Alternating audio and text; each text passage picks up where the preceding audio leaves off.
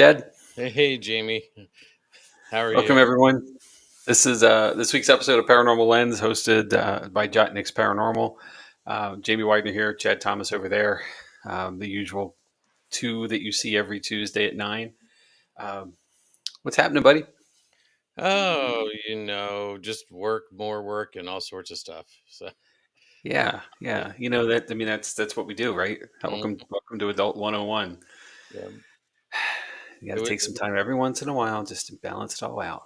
yeah, it was more work this weekend than any fun stuff. So, Well, yeah, I hear that. but Okay. but that's how Well, it goes. you're going to get your time, I Mhm. think, probably. Yep. So, Hey, there's Todd and Carmela. Evening, guys. Happy Halloween, early Halloween to you as well. It's I am dressed for the occasion. It's my yeah, costume. I'm so, officially apparently I'm a Ghostbuster. I didn't know it. So um, I'm going to be Venkman tonight. Um, he's the cool one. They're all cool actually. So uh, hey Amanda, welcome and hey you guys. Love it. Love there's it. Frankie. Frankie, welcome. Good to see you, buddy. There's somebody who got around this weekend. That Frankie guy. I got some stories to tell there. I Mm. heard he was in the Columbia area having a good time. Jim, good evening. Happy extra spooky week. It's correct. It is. It is on the countdown at this point. Um, we had a kid out at trunk or treat this evening, and I forgot they were going to come home in costume, and it was the most of a Beetlejuice outfit except for the wig, which it looked like with a hairnet over. It looked like he was from the hood, so it was kind of funny. And he's all costumes all kind of beat up like Beetlejuice should be. I'm like, did you have a rough night? So Uh, mhm. um, that was pretty I cool though. And actually I had to run some food over, so oh, that's right. to see them in costume. Well, it's one of those things where I think the aging is they're at the line for aging up out of the trick or treat window, which we all know was like the saddest year ever, right? You Hmm. go from getting it to giving it really quick, and Yeah. I don't know. I mean, if you live in a place where kids don't come around much, at least you get the back stock, that you bought. But Right. um, as you get older, you don't want it anyway. So I don't know. Yeah. Take some to work and hand it out. So if y'all can't tell, we're stalling, and I guess maybe you can't because you don't know what's coming. But we have Ron Yacovetti and Lourdes Gonzalez with us tonight from the Staticom Project, and what is going to be the Spook-tacular Event recap Volume 2. But they're having slight trouble logging into our new streaming service. And I don't blame them because I think I struggled the first time through as well. So, Oh, oh, we're but we're getting just as we speak of the devil, uh, the devil appears. so And let's bring him in. all right. Do you want me? Actually, Well, Jamie said that I should do something that I did the other yeah. night, so I'm going to go ahead and do it and see if they get a little embarrassed. So, but tonight I have the honor and privilege of introducing two special guests, Ron Yacovetti and Lourdes Gonzalez. Though I've only known them a little over a year, in that time I feel I've found colleagues in the paranormal field who are not only dedicated to research but also incredibly supportive of everyone in this community. On top of that, they've developed some groundbreaking technology that they shared with us the other night. Um, and I'm just going to sort of skip through parts of this. Listing all their accomplishments would take quite a bit of time, so here are the highlights. In September, they traveled to the UK to participate in the Festival of the Unexplained. That same month, Ron's fifth book, Afterlife Contact, was published. In August, they along with Tony and Cherie Rathman, presented at the Paranormal Research Symposium, and the list goes on and on. I reached out to Tony for some wise words, and he had this to say. Ron and Lourdes' dedication to understanding, researching, and testing the past history of ITC has been instrumental to bring Staticom to what it is today. Without this depth of dedication, Staticom would not have the solid foundation it has behind it. They follow in the footsteps of the ITC pioneers like Bacci, Jurgensen, Raudive, Sinowski, and Cardoso. Like those before them, Ron and Lourdes have navigated the challenges of fine tuning their technology through countless tests, adjustments, and according to Tony, Rathman, harassment in the process. Ladies and gentlemen, Ron and Lourdes. Hey. Hi guys, how are you? Here we go. I can do Good this. evening. Wow.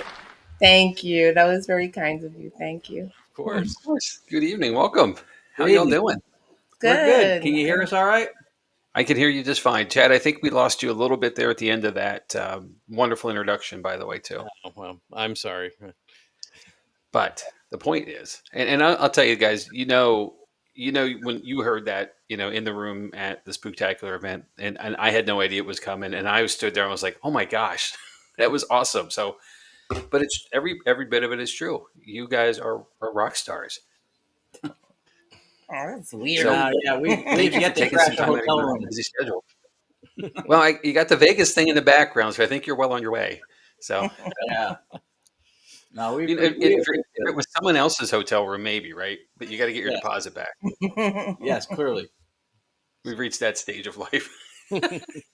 Clearly. No, we appreciate it. That was very kind when Chad did it at the event live. We certainly appreciate it now as well. There's Todd and Carmela. Mm-hmm. So they were with us that night. And it was we worked with Chad before. It was the first time we got to meet and work with you in person, which was awesome. Did a fantastic job anchoring the event, keeping everybody involved and making it enjoyable for everybody, including us. It was great. We had fun. I think it was a great night. I had a good time. It was, it went really late, but it was I thought it was a really good event. So, Yeah, they have to go late. mm-hmm. They have to. Yeah, that's like in the book, right? Yeah, Jott-Nyx does a great job. You guys do a great job. Yeah. Thank you. Yeah, Jott-Nyx events are run. It's a tight ship, but it doesn't feel tight in a restrictive way. It's like everything just moved comfortably. It flows well. It flows well. Everything gets done that needs to get done. Everybody experiences everything they're there to do. Mm-hmm. So, and that was your first time at Boobies, if I remember correctly.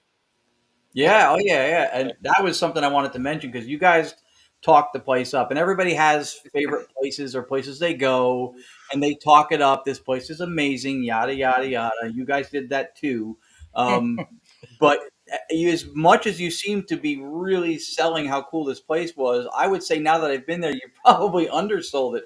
It's unbelievable as locations go. I mean, historically, and the size of the place, and all the different characteristics of it with the tunnels underground and The catacombs. the catacombs. It was unbelievable. Oh, I'm glad you enjoyed it. Yeah. So, Yeah, and I'm sorry that you only got like the 15-minute tour as well as we kind of hustled through. With you weren't your location was fixed. You were going to be in the ballroom. We knew that. Of course, yeah. And then you weren't going to get to see the bar. You weren't going to really get to see the catacombs or anywhere else along the path. So it's important to get to understand the scale of that place because it is hard. From the outside, it doesn't look like what it is, and from the inside, you're like it doesn't end. Yeah. It keeps going. And where am I going to come out next? And we didn't even go upstairs to the hotel level. I know. Next time. And you had the really cool experience of getting to stay over in the Malt Baron Mansion across the street, which and I appreciate the opportunity to step over. Todd and Carmel invited me over to look at the place, and for me that place is the next thing for us as a team because we've never had a chance to investigate the building because it's always booked. And the last thing you want is ghost people walking around knocking on walls and saying, "Can you hear me?" And in the middle of the night when you're trying to rest. That's why we don't let folks go to the hotel level as well, unless you're a guest, of course. But what a neat place over there too. So it just continues this Yeah. whole Well, creation that they have. we figured out for you that because we went into the basement and it's closed off, which is probably what you was expecting. Yeah. But Yeah. And we asked the person that we were with, she didn't know exactly where it was located. I think I know because if you use like common sense and it connected to the other side, but she really doesn't know. She did suggest that it was probably below the basement level we were standing on. Yeah. It wasn't at that level. Yeah. But yeah, that place, I mean, the only place that the brewery is missing, the only thing they don't have there are those signs they have at a mall that goes, "You are here." So you can find where everything else is. With the map. Yeah. Yeah. So I found myself at the King of Prussia Mall recently and needing that because I had to pass through a building to get to another building and through a store, and I'm like, my car is somewhere in this somewhere. Like how do I get out of here? And next thing you know, like 2 steps. There we go. So I'll put that in the suggestion box next time we're over. Oh, that's very kind. We're not rock stars. It's funny. We do appreciate the compliment. We do, Yeah. but it is a little weird. We just do us. Like just be kind to people, do your thing, and good things happen. I mean, that's really all to it. Yeah, we would never be comfortable with the whole rock star para celebrity title to begin with. But in the culture we now exist in now, probably even less so because it seems to be the brass ring more than evidence capture research or anything to do with paranormality does. Um, so, Frank, but these comments from people like these people from folks like yourselves, that to us, that's the legacy. That's hopefully the work, and then and our role in the community. That's the legacy that we protect and that we care about. Um, I'll say this 100 times: the community is not great because we're in it. We're in it because it's great. yeah, Yeah, yeah. I totally appreciate that. Mm-hmm. And the bottom line is, we're all in it together, right? Right. And the success of one side is the success of another, and whatever faction you're in, group, team, title you have, if somebody's doing something good for the community, then it's good for all of us. Right. We need Yeah. as much positivity and light. We get enough trash talk on us because of things that people do. And I said this with Daryl Marston was with us last week, and I kind of said something in the same sense of it.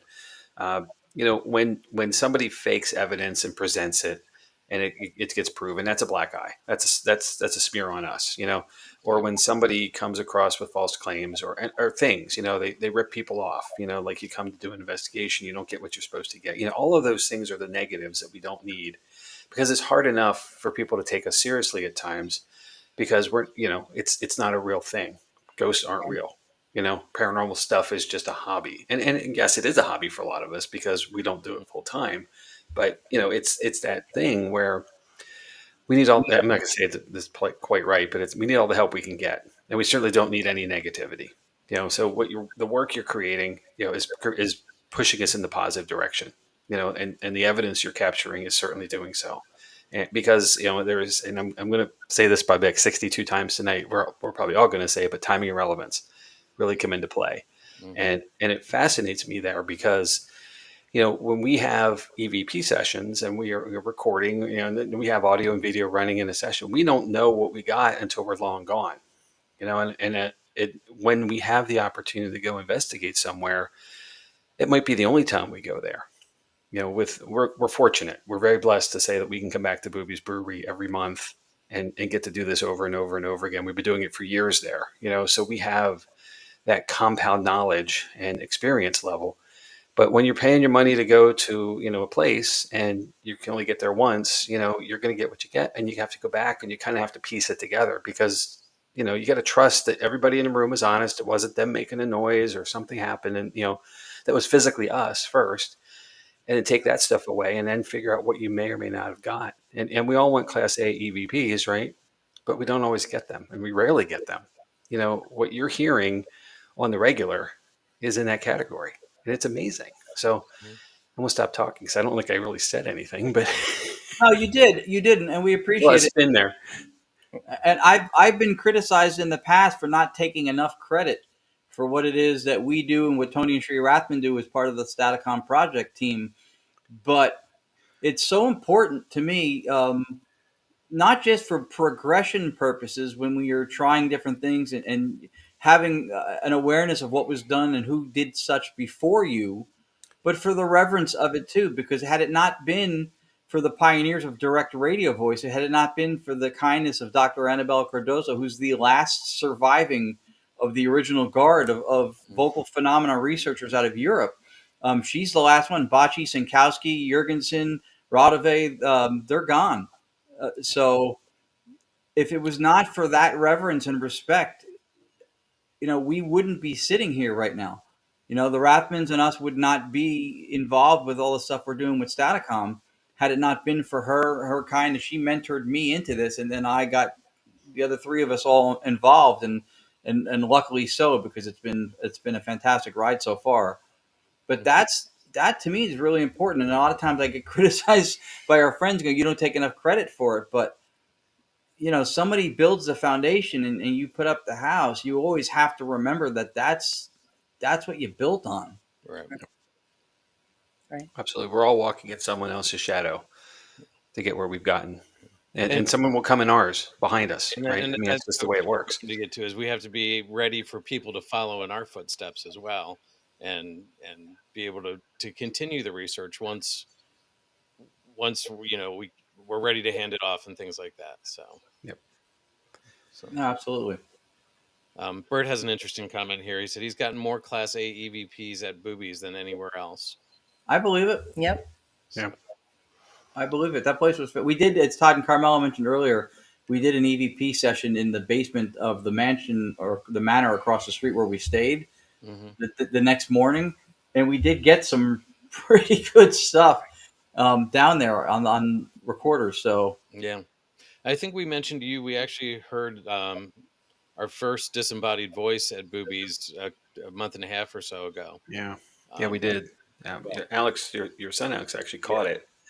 Heard it in the moment, and of course went back to his recorder immediately and brought it up crystal clear. It's a great catch. Yeah, it's pretty amazing. So that was cool to us too. The fact that his son with him, Alex was with him. We thought that was cool. Really nice guy. Very nice kid. Yeah. Yeah. One of the two Thomases is really cool, and the other one's older. The other one's older. Nice team, and they had cookies, for crying out loud. If I had 100 complaints, you would have shut me up with the fact that you had cookies. The cookies were this big too. Yeah. That's how he likes them. Yeah. Actually, Amanda was there and heard the disembodied person. That's right. So yeah, so that's cool. Well, speaking of hearing things, Ron pulled together about a minute worth of highlights from the event the other night. Jamie, I know you haven't heard it. You ready for me to run that? Of course. I tried to grab a couple of clips. Like I was listening to our schedule for November and December. We're supposed to be quiet. December is going to be. November got busier than we expected. And so I haven't had the amount of time I wanted to, but I was like, you know what? I'm going to throw something together because Chad went out of his way to give us this elegant intro, and that does not go unnoticed. So I have to do something. So I carved out some time, and so maybe just pull some stuff. And some of these they're not super long. A couple of them are multi-word phrases, but they were interesting and they were clear. So. Well, let me run that video. And Ron, I think we only had one or two things that we pulled together that overlapped, which is pretty amazing. So, all right. So, all right. Well, I'm going to go ahead and run that, and we'll see what happens here.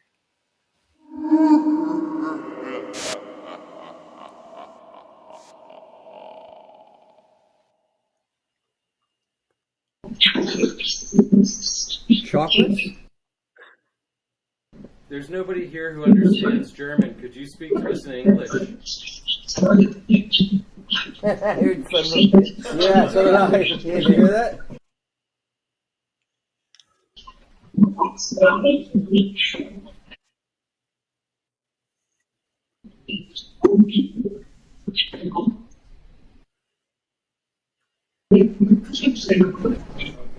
Second time I heard cigarette. Yeah.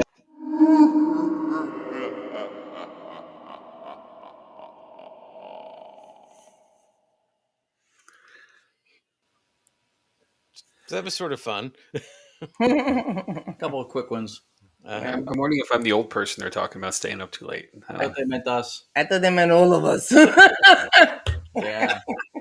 These old people stay up. Besides Chad Jr.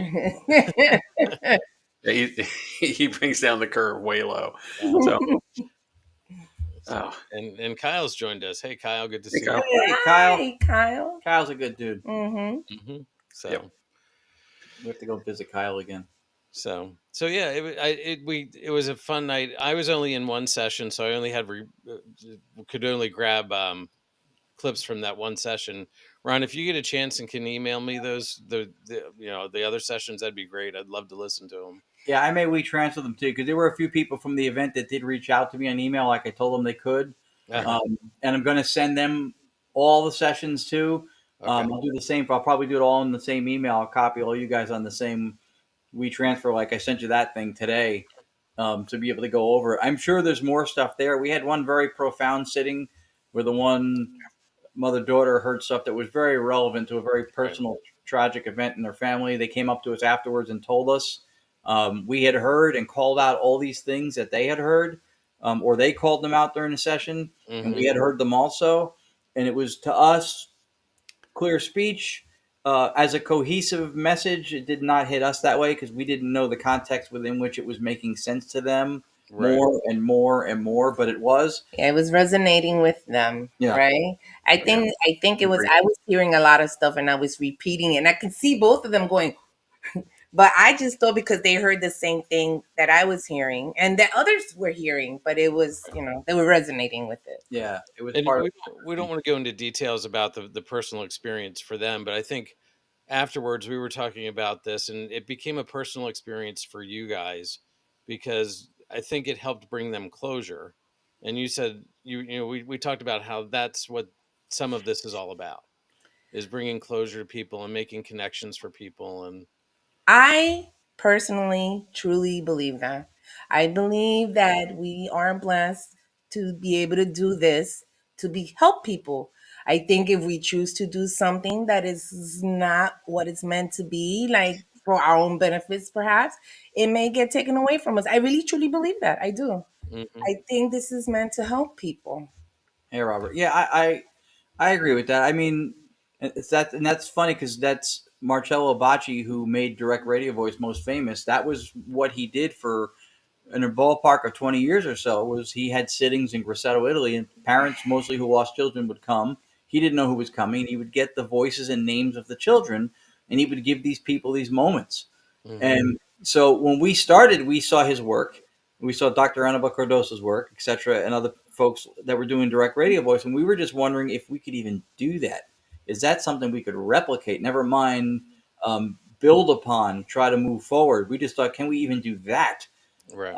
And the purpose for which he was doing it at that time, obviously we thought it was admirable, but we didn't think, well, we're going to go on that path. But that's where we ended up because the more we do this, and we're in historic places where the Revere family was, or George Washington was, and people want to talk to Uncle Phil. They don't care about Paul Revere, Right. And then we realized that was maybe the higher calling. So I mean, people don't realize that most of these events we don't get paid for. We do it because we want to do it. And if the people hosting it or the place wants to give us a little something for our time, I mean, we won't say no, obviously, but it's not something that is expected. It's not. We do this on our own time and our own money. That's, if they do give us something, we appreciate it and thank you, but it's not expected. yeah, So people don't realize that. we're cared for well by the people we work for, Jott-Nyx included. Obviously, it takes time and expenses to get somewhere, and so we get the respect, and people do try to do what they can for us, but which you guys do, obviously, you guys. But do. we're always, but it's not like I said, we don't expect it. We're always open. We'll work with anybody. We don't have it needs to be this amount, or we're not leaving the house figure for No it. green M&Ms or anything. Well, no, M&Ms. Yes. Yeah. Everyone has their price. M&Ms is his. So I made that joke, Jamie, to Chris Allgood from our podcast, Entity Voices, that if we came down to his house, the Montgomery house in Washington, we all converged at their house in North Carolina. And I made a bunch of 2 or 3 silly demands like I needed, and one of them was yellow M&Ms that said "All God" on them, because his name is Allgood, but he had a phone solicitor to call him Christoph Allgod instead of Chris Allgood. And him and his wife, Audra, had a little container of yellow M&Ms that said "All God" on them. He got them. He got them for me. It was funny. So I'm careful to make demands now. we had an early iteration of this podcast that our team created called Coffee Talk, and different hosts and so forth. But I and another team member were our first guest officially, and I did the same thing. I was totally joking, like totally joking. Like I had to have green M&Ms, I had to have something else. I forget what it was, and then a certain kind of coffee, because we had coffee literally. It's in the name. And sure enough, the green M&Ms at least showed up. And I wasn't ungrateful. You know what I mean? I mean, Wow. M&Ms are M&Ms. So, but yeah, That's it's right. funny like how people can be. Um, I guess I want to say particular, Yeah. but have requests or demands of places without, like you said, won't leave the house without it, the Mhm. guarantee. And it's like, Well, and it was like we ugh, were talking afterwards, and some people want $100 for a signature. It's like, yeah, Yeah. it's we're all people. We all do the same thing. We just some of us are just doing it as a hobby, like Jamie said, and some people have made it big. But we still investigate the same way. We use the same equipment. We don't get a different result because there is no way of guaranteeing a result. So Right.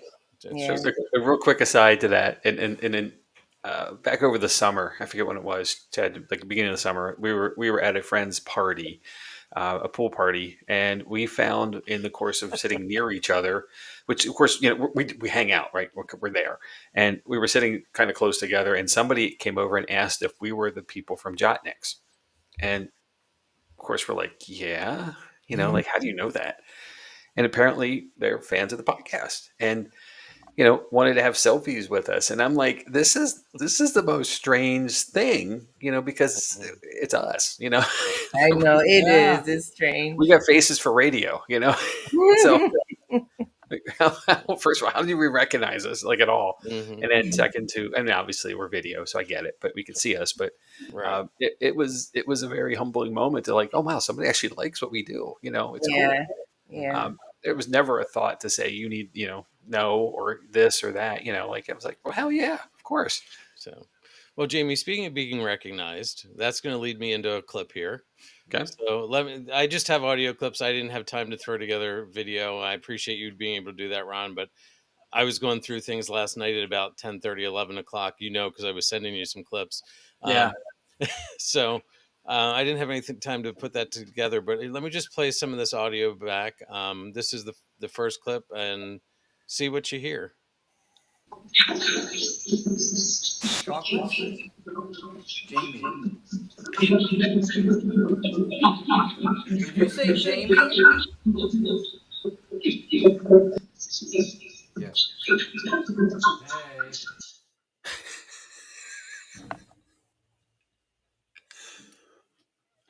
I think I muted you, Ron. You're going to have to there you go. Yeah, it was a little echoey coming through the speaker. Yeah. I think we're getting some feedback, but or loop back, but I definitely heard Jamie, right? It was because that was the one that we had that overlap, the chocolate. But I definitely heard Jamie, and then it right after that they said chocolate and Jamie again, and then it sounded like they laughed. And Yeah. Yeah. So maybe that's the echo thing you heard. No? No, there was a No? little echo to yeah, it. so I would never laugh about chocolate, just for the record. I know that of you. It wasn't me. I am the one. I heard that too, and I'm standing there. I was with you guys all night, mhm. and I heard it too, and it perked. When you hear your name, you kind of go, ooh, you perk up, Yeah. and I did say, hey, Yeah, I heard that. this is great. I can tell you in all of the years I've been doing this that I've only ever heard my name one other time, and we were at the Haldeman Mansion nearby here in Bainbridge, PA. We were the host team there as well, and we were in a room called the servants' quarters because it really was where the servants of the house lived. And with a oh my gosh, what did we have on? We had a device that we were. I'm drawing a total blank. This is terrible. This is my age right now. But we introduced ourselves like good investigators do, going around the room, and then I said, "Can you name someone here in the room?" And clear as day, that's Jamie. Now, Jamie's not an unusual name, but it's certainly not as common as say James or Bob or Steve or something. So hearing that was unique, and I was certainly the only one with a J even in my name. So it was like wow. Mhm. But that was years ago, years and years ago, and to hear a name coming out of any device is super cool. Of course, you kind of feel like you might be in trouble first, like, ooh, you perk up, but after that though, you kind of like, now you're intrigued. You want to follow it for more. Yeah. And Mm-hmm. I'll tell you guys, Staticom did not disappoint at all that night. So with We're all of glad. the session, We're glad to hear that. It's like everything else that's in this field. It's not a guarantee to what level it'll connect or perform. We've never had it do nothing, even when we've had technical problems. I've got recordings with really good vocals off of working through when it was skipping and it wasn't right. We always get the voices, but there are times when we don't get as many voices, Right. and there are times when you get those really big wow moments, like the wow moment that we had with the ladies Yeah. here. We've had bigger ones, and you think that one was good. We've had bigger ones, Mm-hmm. but we don't always get those, right? Yeah. Sometimes we get, Mm-hmm. the same thing. Yeah. So that leads me to a question, and I have a couple for you. So bear with me on here. I think it's a good time to ask. Yeah. Has the wow factor of the things that you capture worn off yet? Like, it's just like you expect it now. No, that's a great question, because one might think that's possible, but they're not all wow moments. Anything we hear, we're still kind of like, whoa. But The only thing that maybe I'm used to is them saying our names. I'm kind of used to that. It doesn't shock me anymore. But anything else shocks Yeah. me. Anything else shocks me.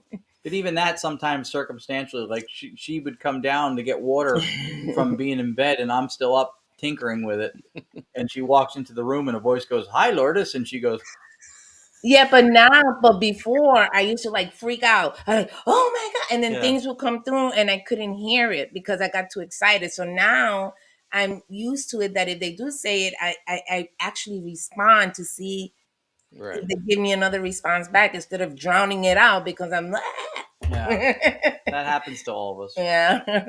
So, I've got about 7 more clips actually, and they're not all long, but this one's about 27 seconds. I think it's one of the first ones that we understood, that was clear for my group, at least that night. So I'm going to go ahead and start. If you guys want to mute, everybody want to mute so we don't Hey, man. have the echo thing. Let's give that a shot. So Yeah. If you can hear me, can you say white noise?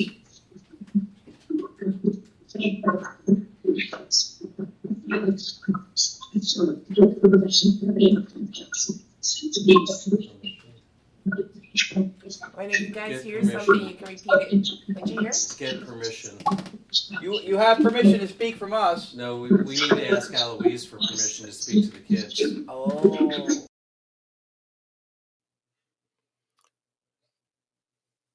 So I think what I heard listening to it closer and through headphones is get permission for me, please.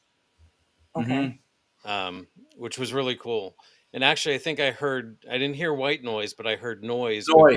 Yeah. So, Yeah. Yeah. it's just it's amazing how many things get strung together in that little bit. But what we've learned over the years investigating at Boobies, and this is thanks to Heather, because Heather's is sensitive and has made the connection with Eloise, is he gets upset when we start investigating and talking with the girls and don't ask his permission. He's very protective, and he wants that. So we feel like that was one of the girls saying, you need to get permission before you start talking to me, or at least that's how I interpreted it. It's like the rules of the house kind Yeah. of thing. Mm-hmm. Yeah. I got that. Understood. Well, you guys know the turf, so. Mm-hmm. So yeah, it's just interesting. It is interesting. Yeah. Jamie, I did hear the word permission. I did hear the word. Mhm. It's Yeah. kind of hard to hear it here like that. Yeah. But yeah. And that gives you another aspect of, because I know a lot of times with the videos, when you annotate stuff, people go, well, you're making them hear. It's power of suggestion. And I know Tony Rathman had done something before when he put up entirely the wrong words purposely, just so you could show that you can't make people hear something that's not plausible based on the sounds and cadence that comes through. It has to be pretty damn close. It has to be like it could be that. It has to sound like language. But But what it also does is it not only tells you what we heard, but it gives you the opportunity to know when to start listening. It helps you from the distractions because there's Yeah, yeah. Mhm. because 70-80% of communication with people is visual, Yeah. and we're not afforded that. So when the audio just starts and it's pretty quiet, but there's a little bit of that noise floor you'll hear creeping in now and then. It does make it almost like you don't know when Hmm. to focus in to listen. But some of the words, when they're clear enough, obviously jump out and you catch And then them. sometimes what happens is there may be two voices in there. So we may have heard one, Yeah. but then someone else hears another. But if you don't know which one, you see what I'm saying? So we annotate it so you know what, like he said, to look at. Because if there is another voice, it gets too distracting. Yeah. If you don't know where to listen, you don't hear anything. You know Yeah. what I mean? Yeah, we've all had two people, like two people talk to us at the same time, and Chad was over yesterday, and I was talking to him, and then one of the kids was talking to you as well. You remember this, and Mhm. you're like, you don't know where you're bouncing, and your Exactly. attention isn't driven to one or the other. It's kind of distracted by both, and you hear nothing. Yep. It's Right. like people who say they can multitask. That means they're good at not doing two things. So, you know, Right. No, I agree. So Yeah. So yeah, it does help with the when to focus. I think a lot. Yeah. mhm. The when to dial in. Because let's say a good example is, let's say there's a voice that came in first, and then another voice comes in later that overlaps. But if someone had caught this voice first, but someone else didn't, but caught this one, and see, there's the problem. So Right. the annotation, you got it so they'll know when to listen, exactly like you said. Yep. And then another thing that I noticed, by doing that, people then can pick up the other voices because they already hear this, but then they heard that voice, and then they'll tell us there's another voice in there, Mhm. and they'll tell us what it is, Yeah. and then we hear it and like, oh yeah, there is another voice in there. So yeah. Well, that brings me to another question, if I may jump in here quick with it. So, Yeah. how frequently would you say you have conversations with multiple people at the same time, or in the context of your line questioning in the session? you mean the Staticom voices, you mean, or Yeah, I the mean, so you say if you're here, can you say white noise? So how many times have you clearly or distinctly gotten different? And having been with you now, finally, right? I could tell the difference in voices. Like I know, I mean, you can tell male, female. Sometimes you can definitely tell in the tones. So you got somebody here, you got somebody there. But at the same time, because it's like this is a conduit all of a sudden, right? All of a sudden, hey, you can hear me, So the rush of activity, like everybody's just trying to get to you. Does that come up at times where that has led to, uh, I guess, the challenge of trying to decipher, what all's going on? Because you're only hearing, again, we're hearing it all loud on a speaker in the room, but you may not catch all of it. But as you've gone back to review the evidence, more closely or more detail, listening, have you had that I guess good problem of having multiple people coming through, in and about the same time where it's just a jumble? well, just like any other devices, when you hear things in real time, you hear it, and then if you record and you listen later, you hear more voices. The Mhm. same Okay. thing happens to us. Yeah. Same So, thing. so frequently then. Okay. Yeah. Okay. Yeah. It'll happen in real time too. Yeah, Sometimes of course. also Yeah. Yeah. where Sure. we'll catch different voices at the same time. Like she was saying, that they overlap, and then somebody will hear something called out, and then someone hears something right after that called out. Um, I guess the one thing that I always like to hang my hat on when that kind of confusion happens is that none of the voices are supposed to even be there. Uh-huh. And Yeah. that to me, sometimes even when you get into the conversation of clarity of the vocals and stuff, I'm like, no, that's always the goal. I know Right. Tony Rathman spends a lot of time on that. We spend a lot of time on that to try to make them clearer, because obviously the better it is, the more likely to have conversations we'll be able to get to. But the amazement is still the fact that there's anything vocal happening at all. And when you can hear a word or a phrase or a couple phrases that are, like you said before, timed, relevant, conversational, that's that's the part that doesn't ever get old. It's like, Right. how is this? It's facilitating through the white noise and resonance. It's crazy. Right. Because that's what made me fall in love with the paranormal. Right. I grew up with the paranormal, but it scared me, honestly, and I believed in it. Oh, it's not. but that's another story. But when it was introduced back to my life, that's EVPs is the best thing. Like, how can you deny? Because I trust myself, and if I'm and I trust him, and you're there, and nobody spoke, and you have a third voice in there, that is fascinating. And the only other thing that comes close to it, or maybe even as equal, is what we do. Hmm. That's why I love it so much. And I feel blessed that we have it because it's white noise. There is no radio. There is no sweeping. There is no nothing. It's in a closed circuit. There's voices. How? Like, Hmm. I love it. Sorry. I had to No, do my little happy rant. If Yeah, that's no, a happy thing. rants are too rare. Go on. Yeah, it's um, true. I've got a short 6-second one here, that sort of it talks about what Jamie, or highlights what Jamie was saying earlier about how many sometimes you get multiple answers, and maybe I'm just going to play it. I'll actually play it twice because it's so short. So let's go Okay. ahead and listen to this one. My favorite color is blue. What's your favorite color?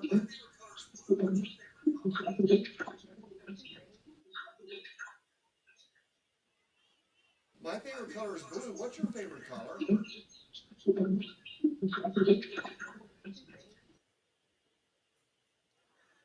So I know that night I heard orange, Yeah. but somebody else heard green. And there was, because right after the one that sounded like orange, there was another answer that came, and even maybe before orange there was an answer that came. So I think that's sort of what you were talking about. Like, you Yeah. ask a question in a room and don't direct it to somebody, you're going to get answers from everybody. We What's can your get, name? yep. And you're going to get 6 people saying, my name's whatever. So That does happen when we get different voices because the question is vague, right? What's your favorite color? And this one answers that one. And what's your favorite drink? So yeah, that does happen. Yeah, the orange and green, I do remember that coming through. so it's just interesting. It Yeah. is interesting. I want to say this here too because that gentleman speaking was a guest, Hmm. and what I really found inspiring from the entire time I spent with you guys was the engagement and willingness of engagement that all of the guests had in each session. The step in and asking questions. We do this all the time with the public, and I kind of say this to be lighthearted, but you never know who you're going to get when you have an open event. People are putting their cash down and they're buying a ticket, and so obviously there's intent to be there, but not everybody understands what they're coming for. And there's always the he of the group or the she of the couple, either way, who is there because the other one said so, right? Yep. And more times than not, they don't believe, or they pretend at least that they don't, and or say they don't, and they present that way. And then it becomes somewhat of a challenge at times to get folks to come forward to engage. And we always say it's your investigation. The more you participate, the more you'll get from it. And it's about positive energy, right? But not everybody's going to present it. And the challenge is then, with all the time we have in a session is, how to keep it moving and keep everybody engaged. No one's fell asleep that I'm aware of, at least in a public event we've had. Some of our private sessions with our own investigators, folks have fallen asleep, Eric Bergen. But that session, all of those sessions were so engaging with folks who just came forward and just wanted to be in the moment. And that's really what it's all about. Right. And it was so fun to have that happen. And it's Staticom, it because you get direct. I joked with Daryl last week. I saw you guys at the curb when you came in. Your cart full of stuff, and up lugging up all those steps. Yeah. And I didn't see anything other than what was in boxes and bags and so forth. But when I came upstairs eventually to the ballroom, I looked over at the table and I saw this stuff set up, and I thought, oh, cool, we have a DJ. I was like, we have live entertainment. And we really did have live entertainment because there was action happening with every session. And I still can't get past that in a very good way, that, what doesn't look like much brings so much Hmm. to the experience that folks have when they're with the Staticom session. Yep. Because it's not It's really amazing. it's not only about the connection with spirit, it's about connection with all of us, because we are all spirit, we're all one and the same. It's the connection That's a that great point. we make with the public. We love it because it's the same thing as the connection that we're making with spirit. And you know, I love when a skeptic comes in. A good example is that lawyer that came in. One day we did an event, and this lawyer came in. He was nice, but he didn't want to be there. He didn't believe. He was there with his wife. By the end of the night, that man was asking questions. He was asking so many questions that after he finished, I said, "You're a lawyer, aren't you?" Because I can tell by the way he was asking questions. He goes, Yeah. "How'd you know?" I said, "I'm a court reporter." Plus, he kept saying sidebar, which is weird. No, but connections were made. See, that's my point. Connection. That's the whole point. Thank you, Michael. Yeah. Well, that leads me to another question, Chad. I'm sorry, I'm cutting off your other clips here, but it strikes me, and I do it. So I'm gonna be first to put my hand up and say I'm guilty here. But why do people speak so loudly when having EVP sessions or using Staticom? Do we think perhaps that the spirits are deaf as well as dead? I mean, Yeah. you know what I mean? We tend to project, and like if we're just having a conversation, and Lord, as you said it very well, we're talking to people, right? We're all the same in the same category here. We're just not seeing everyone. Why is it that we're yelling so much? I will give you one rational explanation for that, and sometimes I do spur this on, is that based on the setup of the room and where people are, if somebody way in the back asks a question and then they go, "What color is my shirt?" and then a voice comes through and says red. If you don't hear the "what color is my shirt" because they were far away from the microphone recording this session, all you have is a voice saying red. That's anomalous, but the A is only an A when it's after the Q end. So sometimes I will encourage people to project or put the voice out there because it's got to get on the recording in order to have the timing, the relevance, to have the Q&A part of it. So, but Yep. just yell in an EVP session when everybody's close together or yes, no, then I agree with you. And Yeah. see, look, see, Amanda's backing me up with. I put myself under the bus and she made sure I was there. See, right? You have to project your But voice. she's right. Yeah. She's right. I did, and that's why I do it, because sometimes you get a recording and you hear a voice go green, and you go, "Where was the question?" It makes a difference if you have the capture, because that's what makes it an interaction. If you just talk to yourself, that's not technically communication, but when you talk to somebody else or something else, that's the goal. So we want to have every So voice represented on we there. project our voice respectfully. Yeah. Okay, we're not Frankie, it's we're tough not when you're tiny, confrontational or anything like that. We just want to be able to get the question into the recorder. Right. Okay. There you go, Albert. Never whisper. Right. And this is a good point too. You don't want to whisper because you don't want Yeah, to of record course. it thinking that you're picking up somebody else. So Yeah, and we have gotten whispery EVPs on the microphones while doing a Staticom session that we can tell is not coming out of the speaker. Right. and there's I can't remember which clip it is that I have. I feel like there's a voice that was a whispery EVP, not Staticom. I don't know if it's one I'd have to go back through and listen again to closely. But I had that. I was like, oh, I wonder if that happens. Oh Oh So, my yeah. gosh. Yeah. And so it does, and we say this, we're teaching as we go, right? Because again, Sure. we have folks who have never been, and that's a question at the beginning, who's done this before, you know, and it's a mix, always a mix. But for those who haven't, we teach. And the first thing, the good rules, introduce yourself at the beginning of a session. If you make a noise, own the moment. It doesn't matter if you're talking, coughing, sliding something, bumped into, where it's dark. So you're going to bump into stuff. If you know you made a noise, just say that was me. And you save yourself the hassle and the frustration and the false hope. Probably the worst part is the false hope that you have a capture when it's really one of us just being normal people doing the stuff that we do. And all too often, though, folks forget. They're in the moment, right? And they forget. And, Yep. we hear it and then we say, okay, that was me. I'll say it. I'll own the moment for them. So we go back to listen. We're not false hoping that moment was something cool.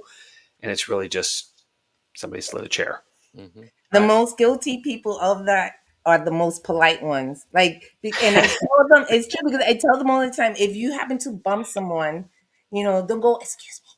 Just say, "Excuse me, I'm sorry." I would rather that then you go, excuse me. No, don't do that. But I get it though, because they're so respectful. They don't want to disturb, and they just bump somebody. Just say it out loud. Say it full voice, so we know. It's counterintuitive, right? Yeah. You're in a theater at a movie, and you want to tell somebody, "Hey, did you forget to turn off the stove?" You don't want to be like, "Hey, in full voice, is the stove on?" Yeah. Here we want you to Right? say it out loud. You don't want to do that. So the tendency is to whisper out of politeness. They're Yes. not being rude, but it's counterintuitive in this environment to say it in a whisper. And I know they forget, because they do forget. Yeah, But, you know, Of course. they are the most guilty. But we love you. Be polite. So, I've got two separate clips here that are we were someone, I think it was actually Shane, Jamie, asked how the spirit saw us, and we went on for a little bit on this. So I'm going to play the first clip. I think it was the first clip, and then we'll listen, and then I'll play the second one after we talk about it. So here's the first one I got. Could you answer the gentleman's question? Do you see us as full figures or as white light? Or neither?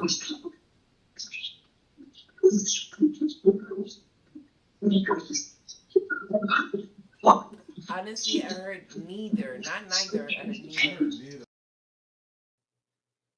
I muted you, Jamie, so you're going to unmute yourself there.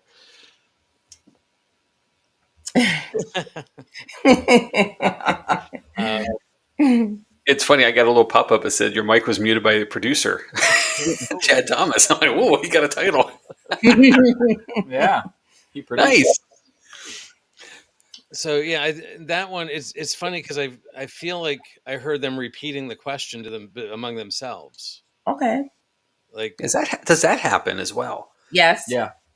It's hard. I'm going to tell you why. Well, we're having a hard time hearing because we're using the speaker, and he has it positioned facing that way, because if not, it's overpowering. So we're having a little trouble. But that does happen. They do repeat questions and then they answer. That happens a lot. Yeah, we have had that happen. all right, Interesting. As a tactic, repeating the question is two things. One, it is a sign of acknowledgement that you understand the question. Like, and two, and most importantly, it's your stall tactic to give you time to process what your answer is going to be. Mm-hmm. And I think it's interesting because alive and well people do it. So why wouldn't folks who passed do it as well? I think it's interesting for other reasons, but I've thought of that because it's just interesting because that shows that there seems to be what appears to be thought process, right? They're processing it. So it's very interesting. Yeah, I would agree. And just like we need to slow it down, maybe they need to speed it up so they can, understand it. and then what I love too is that they said it differently. They said neither. You said neither, and they said neither. Right. So it wasn't just repeating, but it said it the way, or the spirit said it the way they would say it. Mm-hmm. I love when that happens. So. Yeah, that happened. I think I sent you the two clips too from the My Haunted Manor. In one of those, it does that. I got the picture of the sign that I asked about after the fact, so it's not in the video. But I asked them to read the sign, and they gave me exactly what's on the sign, but reworded. Yeah, which is an exact match for what we're talking about, where you're getting the context, but it was after processing. It interpreted the question and then gave me the answer, but not verbatim per what the sign said. not, but the not message, reading the sign, but yeah, it didn't actually read, but it imparted the same message. Yeah. So let me play the second part of this, where we heard a different word, and I think we all heard it that night as well. So let me play that and see what we come up with. Do you see us as a full figure or a white light? I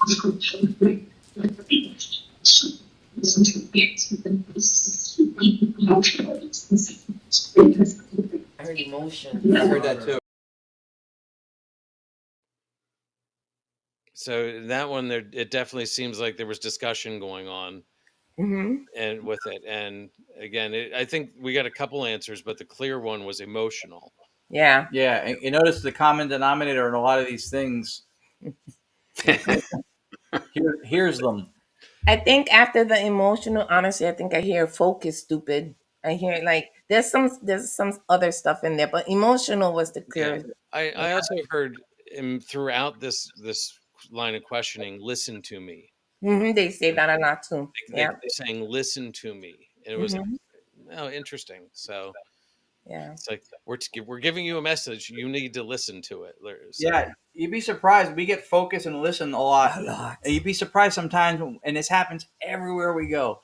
You get everybody listening, but then like somebody hears something or they remember something, and then like side conversations break out like in the back area of who's in the room, and it's way more of a distraction than people think. And I've always told her that that for public events, obviously I sit back because it's not about us, and I want them to enjoy it. So that's partly, I guess, partly what bothers me is they're being robbed of their own experience sometimes by these side conversations. But I told her that I would put money down if you went over every recording we've ever done from Direct Radio Voice in 2019. I have the least amount of spoken words on any recording or the collection because I try to listen so much more than I talk mm-hmm. for those reasons, because you can miss things. Sometimes you hear a couple of words and then there's a whole other thing that came on the tail end of that Right. because you're reacting to that first part. When that little pause comes, the rest of it gets. Yeah. Found And that funny. that's why I really liked when you and Tony were doing the Facebook sessions. And I know it takes a lot of resources, and it's been a while since you've been able to do that because of some changes you made. But I liked that because you could listen and people would type what they heard, but it still gave you the opportunity to listen and hear other things. Um, Yeah, so yeah. Amanda's right. I saw in the chat. She said they told us to shut up. They did say shut up a few times that night. yeah, She's not wrong. They, it's like, I guess if you're dealing with collective consciousness, right? mm, They like to say "shut up." They like to say "be quiet." They like to say bad words. They like we get all of that I consider is like the regular stuff. Like mhm. I don't get so excited anymore with that stuff. Do you I I get excited with more of the timing and relevance, of things. do you remember that night during the session I was there? We had somebody in the one of the guests say, "Could you please be quiet because there's a lot of conversations going on right now?" And they were talking to the spirits because there were like 4 or 5 different things happening from the spirit side, but there were also 3 or 4 conversations going on the human side, and Yeah. everybody's like, "Oh," and it was just like everybody got quiet for a second. And the people took it seriously. Yeah, I remember the one lady said that. Yeah, and I applauded her doing that Mm-hmm. because it silenced everybody. Yep. But it really is like none of the words should be there, like I said before. So Right. None of them. when we always say if you hear something, go ahead and call it out. Oh, I heard this or I heard that. But then it spawns off into these conversations about other stuff, and then the next thing you know it, there's like 35 seconds of dialogue Mm-hmm. that you're not hearing the recording or what's coming through. But Yeah. it's understandable. I mean, I have a soft spot for that because I remember when we started, I was that person. Mm-hmm. I would get very excited. It's hard not to get Yeah. excited. There are still times, like we say, we get super excited still. It's hard not to. So we do understand. We do understand. Yeah, Oh, that's Yeah. we never people. get upset about it. We just No. I Right. want them to have the most of the experience they can. Yep. So the more you hear, the more I feel like value they get out of it. The more a heightened experience they get out of it when they hear more dialogue, more interaction. Yep. So those side conversations are not going to be the takeaways. I always like or hope that they stay to a minimum. Yeah. Well, I don't think I can probably count on one hand over the years the number of people who've came to an event by themselves as a single individual. Right. So you're always with a person or people, right? So you have a team, you have a group, Except and when you're having a that positive one experience, person, right, Jamie? well, okay, but you want to share that, right? The excitement, the exhilaration, the wow moment Right. of it. You want to share it with the people you're there with, and because you're there. Well, unless you're that dude who got drug along, right? You're there because you want to be, and you want to be immersed in the moment. I think, and at least I would believe that. And so you share that, and that's human nature, right? Yeah. And therefore, like when activity happens, it doesn't matter if it's a K2 device or a REM pod going off or a cat ball of light. some sensory device, triggers, or you hear an audible sound, everybody starts buzzing at the, because that's the excitement. Right. And, And and then that's really cool. I mean, I agree. It gets cluttered then and cloudy, but that because element, wow.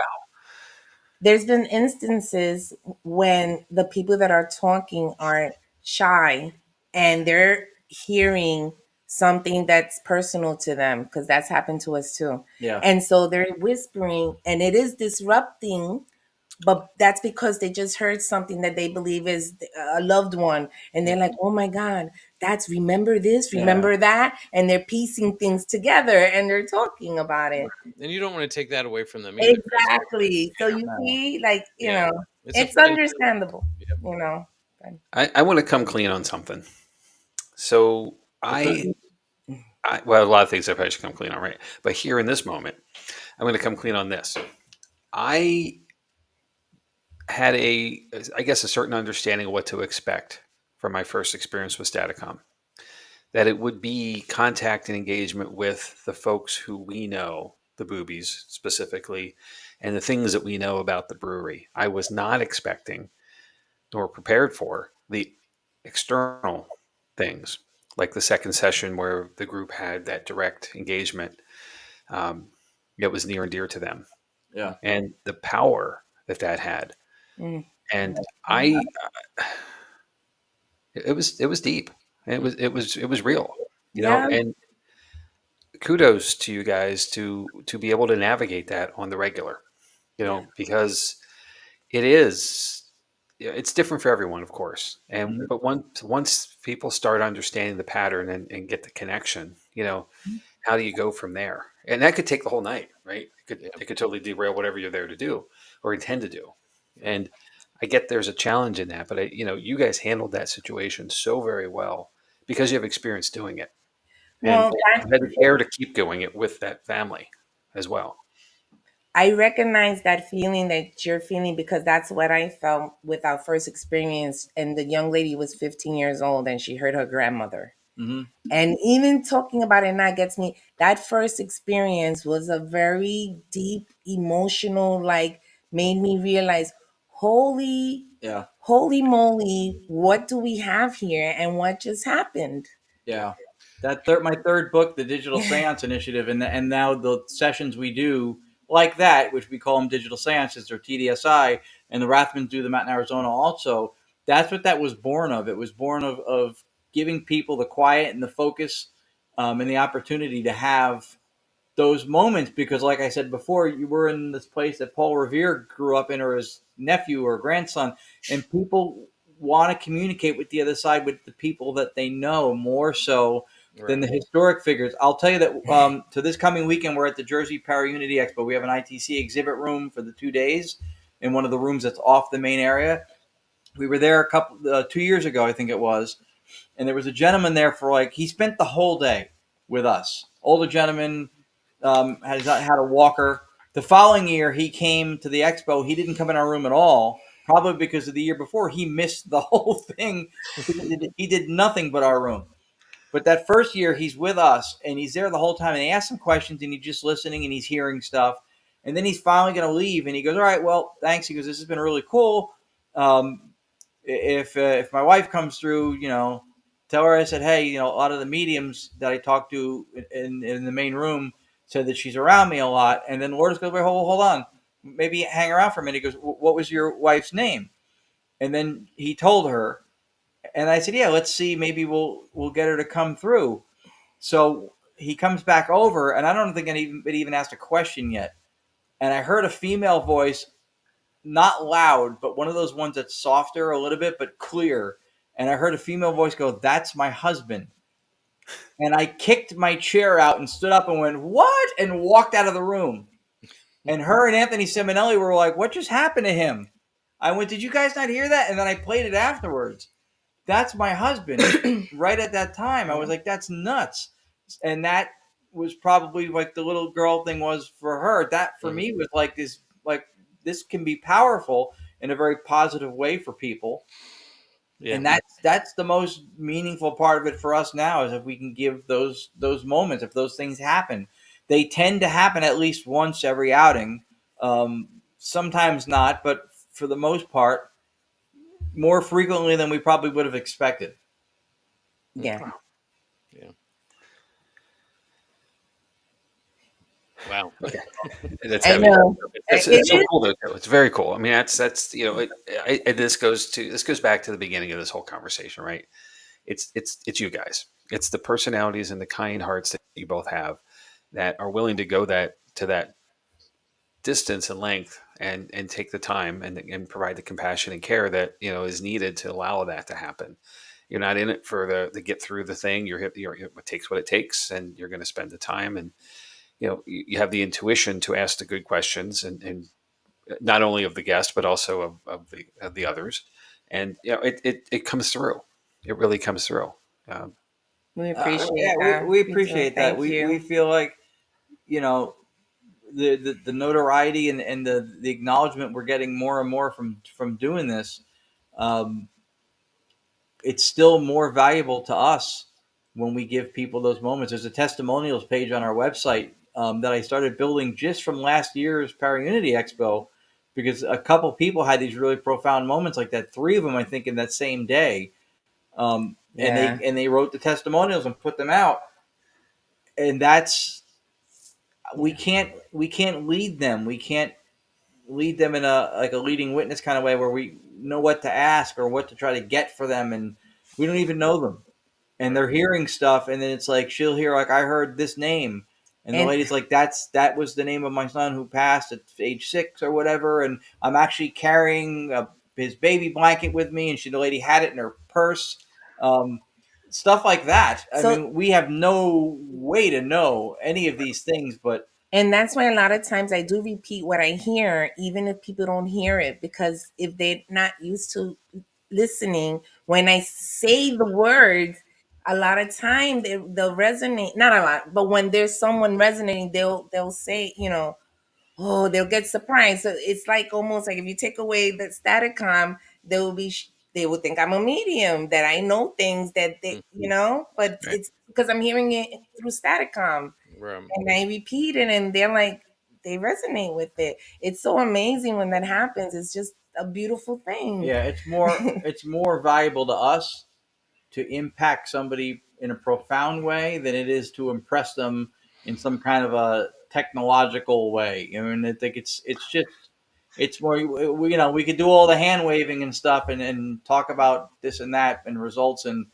but you can't match that. I mean, that's something we're grateful anytime we have those moments or provide those for people with no idea it was going to Nope. happen when we got there. No idea. I guess that's what makes it so profound, because we really was just doing it for the research, and then that happened. Hmm.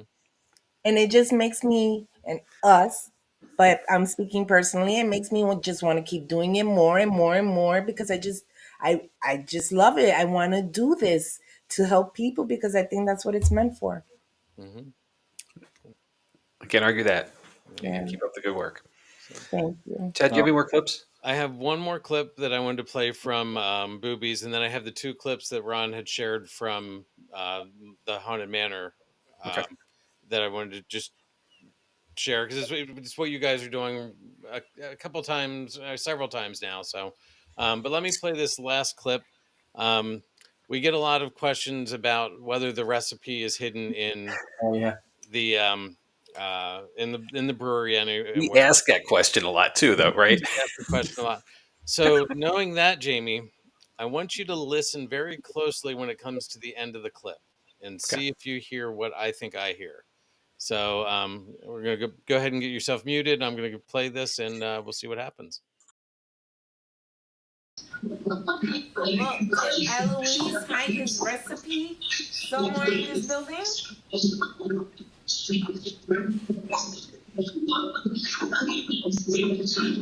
heard maybe. It's buried somewhere? I thought I heard something buried.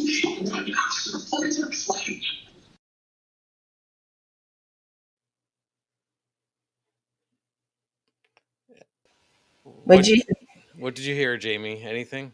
That damn producer muted me again. Jeez. I'm not sure what I heard, but I want to say this, and you guys who are at least right now are watching, I couldn't, I laughed out loud when you both heard it and you both went, Yeah. you visibly moved, it's like, I love that. I saw that happen often, with Mhm. you and guests, of course, too. When something was clear, I didn't quite catch it. My sound quality here is pretty crappy. I'll admit it. Well, So what I'm I'll hoping stop to there. do is post these on the Jott-Nyx page once I have time to add video and the words that I'm hearing. I heard it. It wasn't real clear throughout the end or throughout the clip, but at the very end, I heard "You should not ask." Yeah. Okay. I heard Okay. the "you should not" part clearly. The "ask" I wasn't sure about. Well, you did say it. I heard something else, but that's what you said. Yeah. Yeah. So, And before that, I thought it said upstairs. There is an upstairs, isn't there? Yes, Right? Yeah. love I did love where hear you were. Yes. upstairs. Yeah. Before that, though, like I heard upstairs. yeah, yeah. There were several things throughout there. And there's so many voices answering. It sounded like two or three different people answering, and I felt like Bube or Aloise was like, "No, you should not ask this. I'm not going to tell you." So, so Todd, Well, that's we ask every time we're there. Like eventually I get tired of the same questions too. Yeah. mhm. So yeah. So well, I have a question for you, and bear with me, Chad. So you were at a place that you didn't know, right? First time there, and I'm sure there's many of those places, right? But it goes to anywhere we go as investigators.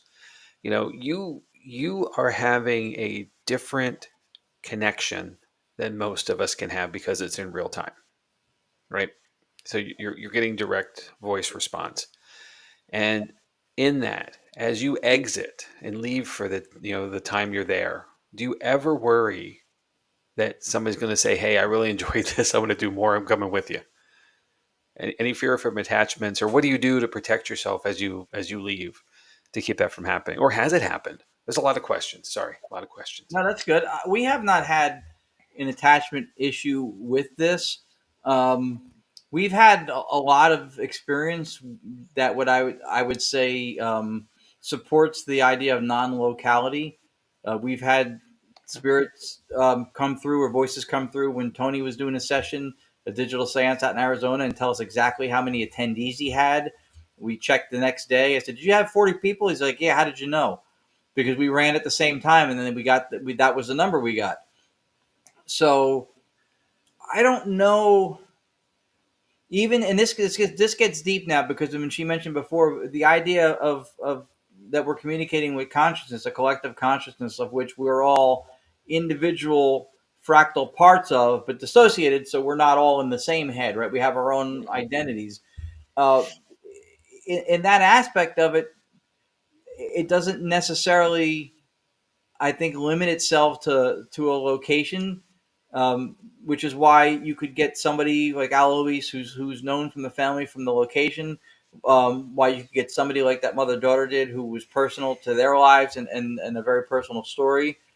Um, I think that's why those parameters are really hazy. Like, we don't really know lines drawn anywhere as far as that goes with the contact. So the idea of an attachment would imply the idea of proximity and location.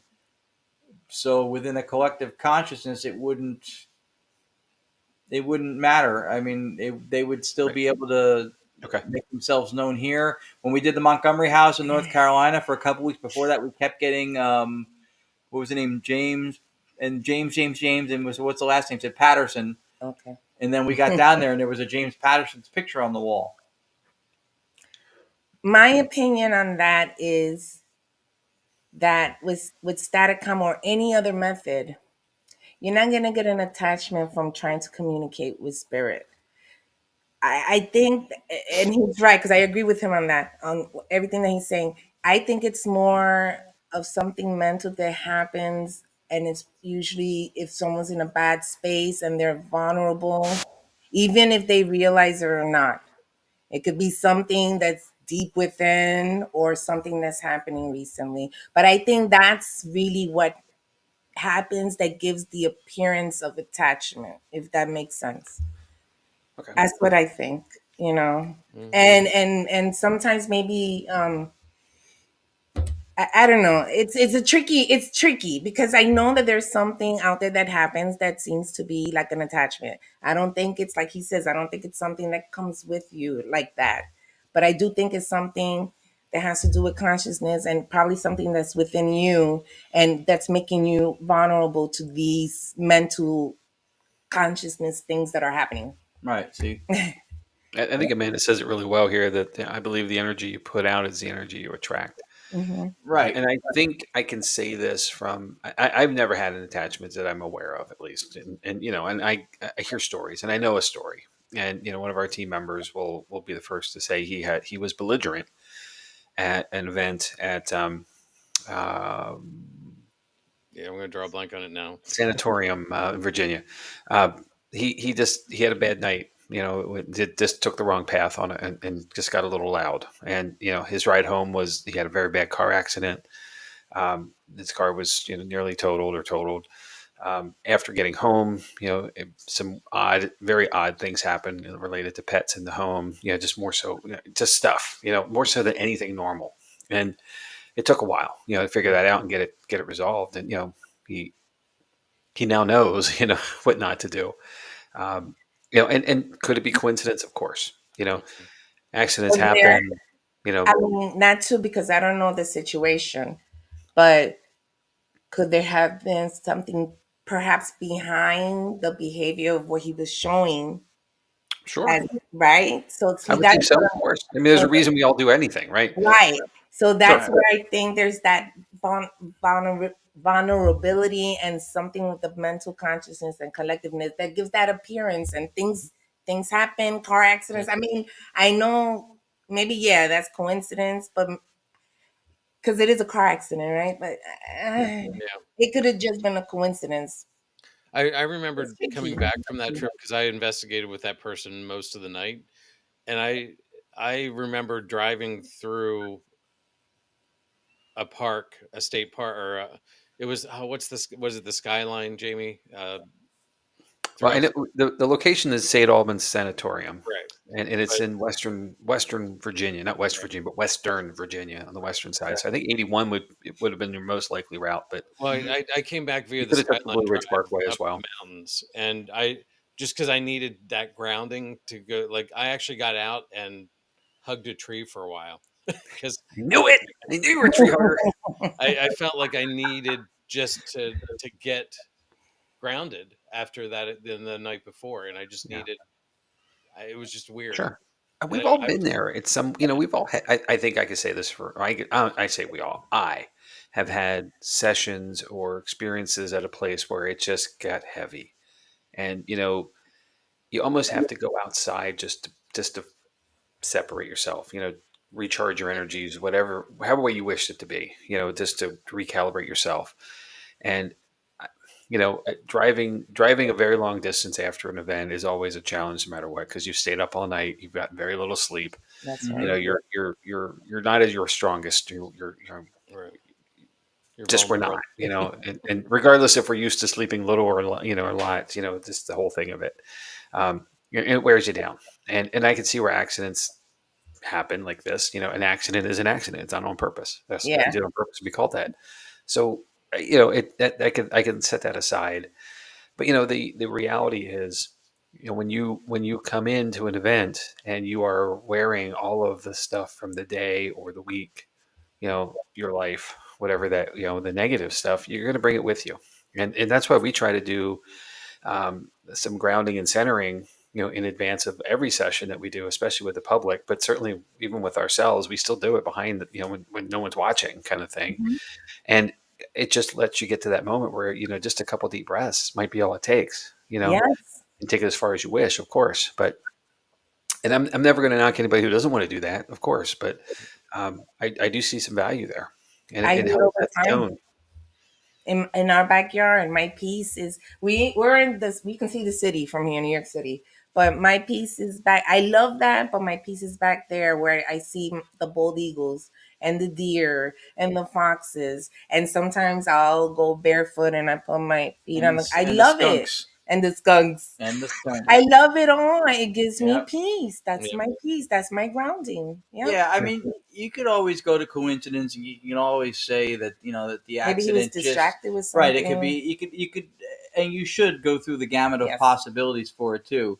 But ultimately, everything we know is through experience, right? And if again, this is for us coming from the perspective of being idealists, where reality fundamentally being mental. Everything is mentation. And everything that we perceive, even that we perceive as solid, is the image of something. It's not the thing itself. So the emotions from something affecting your thoughts, your emotions and thoughts affecting each other, and that interplay, that we go through that every day. So if there are emotional states or transpersonal states that are happening that was either maybe associated with the location, then it does stand the reason that those things could ultimately impinge upon or affect us as individuals, the same way you can sense in a room when somebody angry, and maybe you don't even know who it is sometimes, but you can feel that tension. That's an impingement upon your dissociative boundary, what separates you from other people. But you can still pick up on that sometimes. So I think that there's a grander picture that all of this kind of ties together. And again, this is from an idealist perspective, but I think it's a lot more interconnected than we think when we separate things into physical states and physical parameters for the purposes of labeling and discussing. We lose the concept of the cohesiveness, the oneness that is of a lot of this. Mm-hmm. Right. Yeah. If that makes sense. Yeah, it does. So, we had a request to replay that last recipe clip, so I'm going to do that. But then I think we've gone way past our hour, which I'm okay with. Sorry. But but we do want to give Ron and Lourdes some time to talk about what they're doing. Their shameless plug section. But let me play that clip one more time and see what people hear. Here we go. Well, did Eloise hide his recipe somewhere in this building? I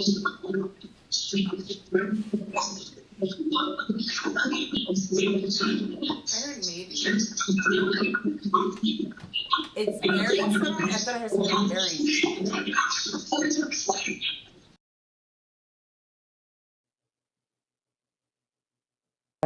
I think there's two voices because you guys here don't ask and You I can ask, yeah. there's a voice there's another voice in there saying something about voices. I'm not sure what it's saying. It's saying something about voices.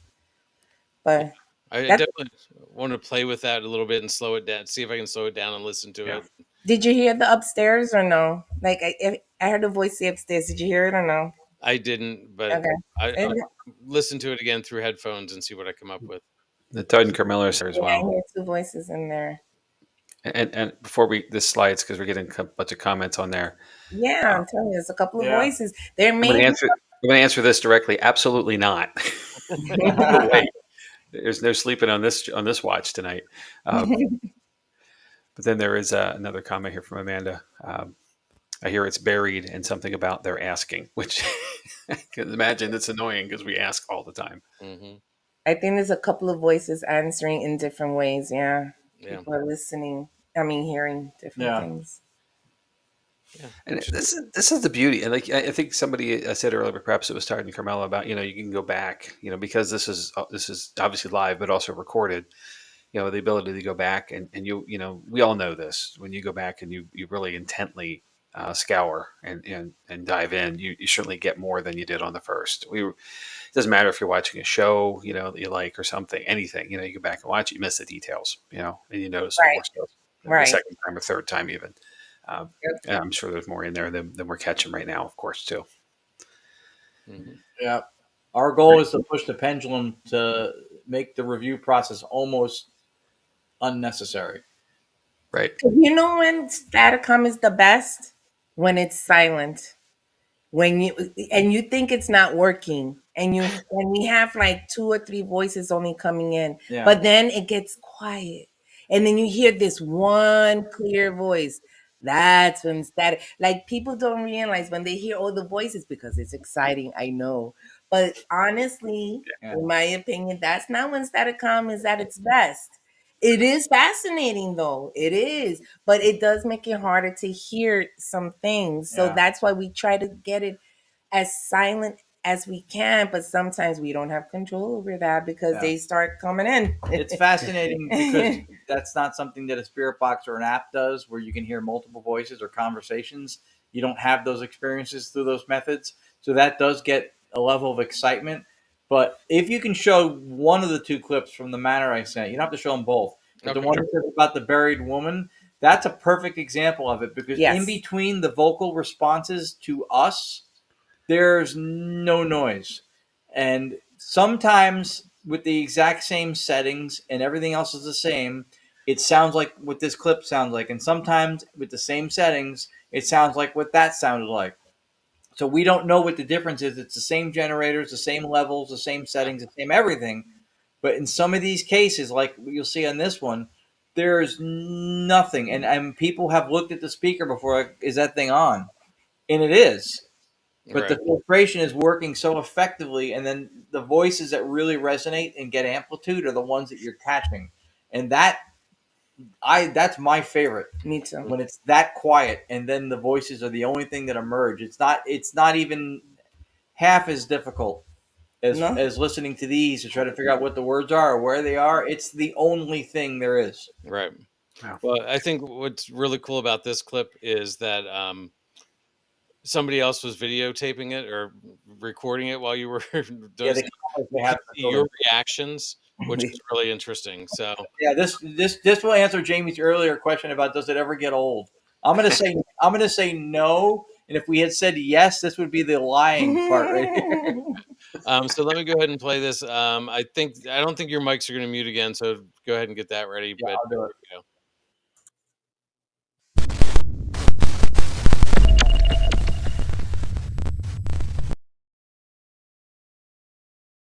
They started digging. What would they find?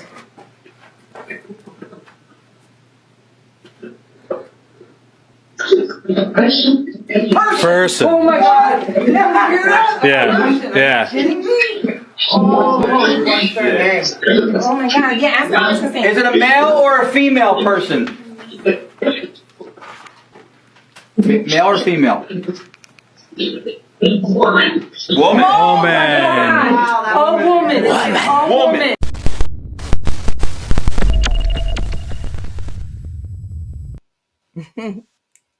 So that's an example of that. There was nothing in between the vocals. That's how I always want it to sound. That was an exciting night. Yeah. I gotta admit, I saw this clip actually on I think My Haunted Manors page Yeah. early in the week. I know where you were too, which is a really cool spot that very very few people have had a chance to be in It's at all beautiful. for a Yeah. very long time. So there's a lot more to come from that location. Yeah. I That's think a great spot. They're doing a great job, So- really, and what they're doing with the town and supporting and helping. It's just they're great guys and they're doing great work and they're helping people. So Yep. we're all about that. So Yeah, that's yeah. great. And it's not Mission too far from the brewery. So that part of Pennsylvania is more and more becoming a treasure trove of really good quality, historic, amazing locations.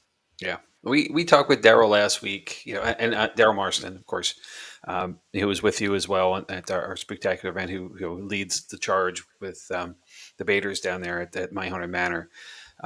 They have, they being the town has so much history because it goes back into the 1750s for incorporation, obviously longer than that for existence for folks settling the area. The commerce and trade that came through that area, the crossing point for the river was a hub for folks to come to the area. They had to. There was only 2 or 3 crossings, another being slightly upriver, one being much further down. So it was the spot, and the connection between York and Lancaster, going back into the pre-Revolutionary War era, with just the major hubs of the area. So Columbia is the spot. Columbia, PA is that spot, and What you guys don't know is when you walk out of the manor and you look to the right down the street at the end of the block, there are 4 row homes. The last one is where I grew up. So Oh, We may that have is, that is seen my it. block, and I've said this to Daryl too. That's my home block, and we moved a few years after up to Cherry Street, which is a block up and a block over. But that whole downtown core is stomping grounds for me, and um, it's so cool to see all of this happening there. The renaissance that the community and the borough has is having and experiencing, and the charge is being led by a lot of what's happening at the manor. So That's bringing good. people in and getting them to stay. And Philadelphia had an ad campaign many years ago. I said this last week. Philly's more fun when you sleep over. Well, so is Columbia, and so is Mount Joy for that matter. Because you can stay yeah. at Yeah. and really immerse yourself into the community and spend some time there and help the economic stimulus for the area as well. Take something back with you for the experiences you're having at these great places. So Yeah. come on down. We got something for everybody. Yeah. We It's talked a to cool town. We took a little tour, and it really is a beautiful town. You guys Yeah. really should come down and check it out. Really, And that makes him Jamie from the block. that's funny. That's it. That's it. It's a reboot. We're gonna do it. Yeah, we need to make that song happen. Well, it's funny. I have 2 things I want to share. I have a question and I want to comment. The comment is this. Now, hear me out. Okay. We've met before. We've talked here before. We had time with Tony about a year ago. So the Mhm. one thing that kept coming up was timing and relevance, right? So hear me out on this. I think we should start a band and call it Timing and Relevance. Okay? It It's does going to be a sound cool. jam band, right? So it's got all these different musicians in it, and people could come and go because that's like how paranormal people are. They kind of come and go, Yeah. right? Play all the paracons, right? And we just have fun. What do you think? Yeah, I'm in. I mean, Timing and relevance. we gotta know somebody who can do something, right? I mean, I can play a tambourine no matter what. So um, somebody's gonna have to play the cowbell, right? He's I'll in be if there's. Are there going to be cookies? there always will be cookies. Don't I'm worry. in. Timing and relevance. Timing and relevance and cookies. Timing and Timing and relevance. There it is. We're gonna trademark that. All right, I got a question for you, and I asked this question of Daryl as well. And I got a really interesting answer. But if time and money were absolutely no object, where would you go to investigate? I always. I know where she's going. Go ahead, get your passport out. Well, Lake Titicaca. Yeah, she's yeah. I love Lake Titicaca only. Well, not only. I love saying it, but I like hearing it. but places like that with where there's the EMF and the energy and I'm losing the words, the energy, the please help me, Like ley the lines, energetic field and yeah, stuff like that. anomalous, historic, Yeah, ancient sites. any place like that, because I'm not sure. We talk about that the world is consciousness, and I know me and I have discussed this, and people have asked us, does Staticom get affected by the environment, right? And we say no because it's in a closed circuit, and that is true. That is true. But I'm wondering if we are dealing with collective consciousness and through Staticom, as we go to a place like that, because of the environment being so amplified, would it affect it? Nothing to do with the technology of it, but just collective consciousness. And we're getting clear voices. So that's a place like that, yeah, I would love to explore. cool. That's interesting. Yeah, no, I get that. There are some connections to more directly put those two things conceptually together for me, um, in that in that equation. But to go to historic places like that and And just that's see what comes through, that would be fascinating for me. Uh, to go anywhere with it and time and money is no object. I don't know. Part of me still wants to really very much say the Queen Mary. I just because I started there. We never did Staticom there, and it's one of my favorite places to be. Like when you have like a connection with a location for some reason, it just feels more like home than it should. Mhm. That was that place for me. And when I moved back to New Jersey in 2014, of the few things that I thought I would miss being there, which was not as much as I was inheriting by coming back where my family was. That was one of them. And I really felt bummed out that I wasn't going to be able to go there like every month like I had been. How about doing it with Annabella Cardoso? That's another one. And yes, actually, probably too. We wanted to at some point maybe be able to run this with Dr. Annabella Cardoso, who, if it was not for her, you know, if you have my first book, the about the author in the back, she's that's her picture. Yeah, that would be because such an honor. Actually, the run, other place would be exciting, but that would be. You mean this book? That's the one. Yep. Look at that. I love that. That's so cool that you have it. If you go to the back, you'll see the about the author. And if we could do this with her, and she invited us, if we wanted to go to Spain, we can go to her house. And I would love to see her run direct radio voice. Oh. And I would love to run this with her. And we were trying to get her to show up at the Festival of the Unexplained, but her cat was ill, and she's very much in tune with, and just her family as her pets. Mm-hmm. And we totally understand that, but we really I want to meet her while she's still around, because she's profoundly changed our path. We wouldn't be doing this. We wouldn't be here talking about anything with anybody. And justifiably, the Rathmans' path would not be where it is. They wouldn't be doing this either. It stems back beyond me, and then her, and then them, the Rathmans. It goes back to Dr. Cardoso. If it wasn't for her, we wouldn't be in this boat. Very cool. Very cool. You know, we all have that person, that catalyst person that has inspired us to move forward, and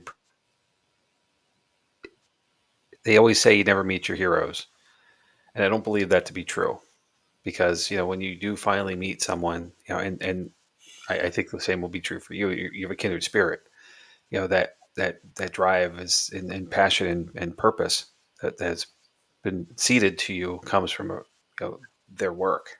That's got to be the greatest thing. I hope it happens for you. I really do. That was when she endorsed the first book. When she did video testimonials, our docuseries that's on Paraflix, Knowingly Talking to the Unknown, the 3-part. She did video testimonials. She sent me 20-something minutes of her talking about the other figures in it and the history of it, and then most recently, a couple months ago, she had gotten asked by the Swedish Society of Parapsychological Research if there's anything in ITC worth looking at. And she goes, "I hope you don't mind. I sent them your stuff." I was like, no, I don't mind. Are you kidding me? So that's a big endorsement. And we appreciate every single podcast, every appearance, every event, every Paracon that asks us to do anything, whether they get 5 attendees or 5 million. We are grateful for everything. Nobody owes us, but we appreciate all of it. Yes. But I would take her endorsement over any Paracon putting me on a poster, over being a YouTube sensation, a TikTok influencer who sees demons at every turn. No. I would take Dr. Cardoso's endorsement over any of that, because she operated on a level not only of integrity, of dedication. She was the first female diplomat to the country of Portugal, where she's from. Yeah. And she gave up her diplomatic career in pursuit of vocal phenomenon research when she got immersed in this through a personal situation. So, I mean, not only is she a good person, but she's a badass too. Yeah. And all the pioneers, the guy who came up with the term ITC, Radova Jurgensen, Jurgensen, the father of direct radio voice, she knew all of those people. She sat with Marcello Bacci and his wife, and she backed us. She's endorsed us and what we do. And now Tony's gotten to know her through me, and then she knows who he is and respects him now. I will take that any day, because that, to me, is the most important. And this, I feel the same way with what we're doing now. You guys are people that we admire, that we have a lot of love for, and you show us respect and consideration all the time for what it is we do. That means more to me than fame is not. And you're good people. That's not the end all be all. I think that the internet has shown the path of least resistance, and people just want to be known in the field and revered for being on a show, but they don't have anything to bring to the table. And I openly reject that everything's a demon, but come see me talk somewhere. Right. Yeah. No. Well, our tens of fans appreciate this. That's our ballpark. Tens of. We're right there. Ends up, yeah. So, Oh my gosh. I think Jed, we have no more clips, right? We're past all that. Yep. Okay. To put a very pretty bow on this. How about a shameless plug time for all the good things that are coming up? Well, And you, go ahead. okay. If you want to announce things, we always. You know what's funny? This is how you know we're old. Yeah, You we got to go- look it up. You want to plug this? Hold on a second, Sonny boy. I got to open Well, up the calendar because I this- can't. Hold on. You've met me. You know I don't wear these. Right? So this talk about being old. I can't see you without them right now. So we have the 10th New Jersey Paranormal. Go ahead, do it better. Yeah, Get well, better actually, at it. first and foremost, Thursday night we're speaking and presenting at the Liberty Science Center for their big Halloween Monster Mash event. We've done it for the last 3 years or 4 years now. So it's kind of cool. We get to infiltrate the grounds of science a little bit with our spooky it's stuff. pretty cool. That's fun. They have like a party, but then where we are, it's the movie theater, right? So it's Yeah. soundproof, so you don't hear anything. It's like a big. It's pretty cool. Like an amphitheater, kind of like the seats go all the way down, and it's the screen is like bigger than a movie theater screen. Like it's huge. So if you're interested in Staticom, come down because it's not just Staticom. It's a party It's a whole outside. Halloween, yeah. And you'll have fun. That's Thursday. Saturday and Sunday is the New Jersey Para Unity Expo in Woodbridge, New Jersey, put on by New Jersey Paranormal. We will have an ITC exhibit room there. The following week, from the 8th until the 12th, us two are meeting the Rathmans who are coming from Arizona, and we're converging in Las Vegas.